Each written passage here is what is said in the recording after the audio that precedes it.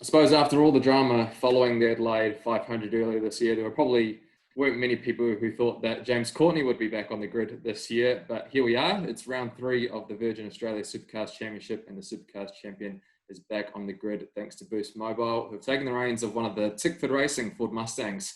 James Courtney joins us this evening. Thanks, James, for your time. No, thanks. I've dusted off the chaps and I'm ready to go. Talk me through today. Obviously, City Motorsport Park, all sorts of different procedures that are going to be in place for this weekend. What's it like heading to the circuit after months, having not been in a car, knowing that you're, only a few hours away now from being back in a competitive package at Tickford Racing? Yeah, mate, I couldn't be happier. I think I'm the most excited person in the hotel. We're all here quarantined in the one hotel. Just getting text messages about how excited I am. But yeah, we're all quarantined here in the hotel. I'm waiting for dinner to arrive. We're not allowed to go out anywhere. So 7 o'clock's dinner time for me. But as for today, getting and really meeting a lot of the guys as well. I've only been down to Tickford once, was about 3 weeks ago before all the stuff went crazy with the quarantining and with the border closures and things like that for us as Queenslanders.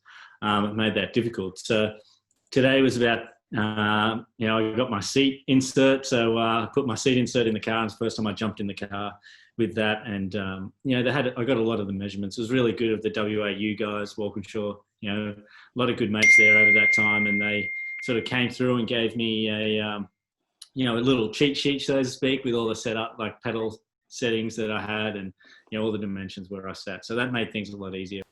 Having seen what the Tickford Racing cars are capable of at Adelaide, we know that they can get on the podium. You're the only Supercars champion amongst the team as it stands. How realistic is getting a race win this year for you? Yeah, so it's right up there. This year is definitely, if I don't get one this year, I'll be upset. I thought you were going to say this weekend, but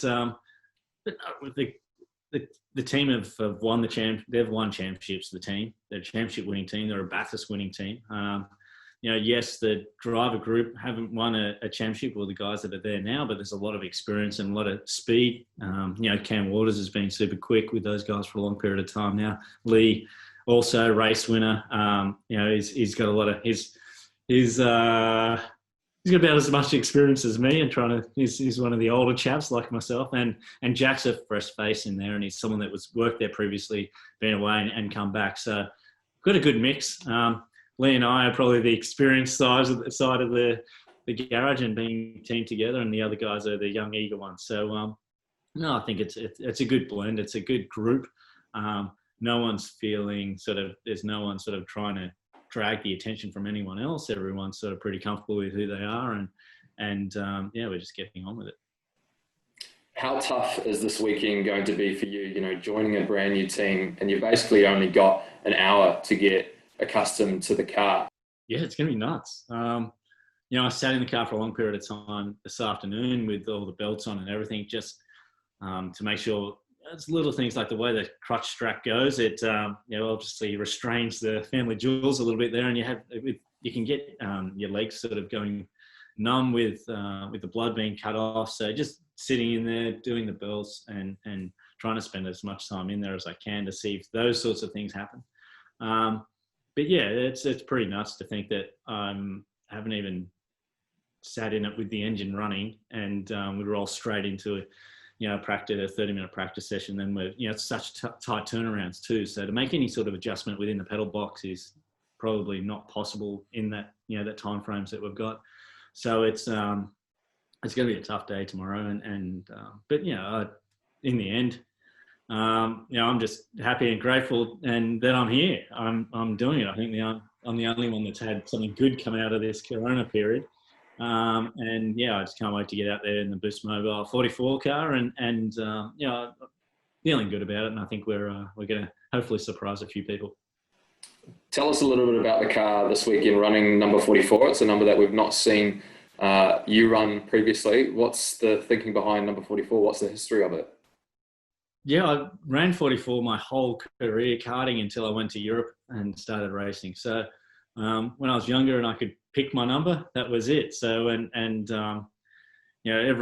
can kind of blow myself out of the water here, but every, like at school, your locker combo and everything was always So yeah, 44 has always been my number, and I've always wanted to have it, but the closest I had was when I first came back with SBR. I was number 4. But yeah, no one's ever let me have my number until now. So I was pretty pumped when I said to Peter Adderton, I said, hey mate, we can't do, I know your number's 22 and it was mine for a long period of time, but we can't have it. How about, can we use 44? And he was like, yeah, cool. It's double 22, which is their number. And it's, it's been something that I've wanted to do for a long period of time. So that was really cool. I was really, really happy that the Boost guys and everything sort of jumped on that bandwagon and embraced it. It's a little bit of me, and it's nice to have that there.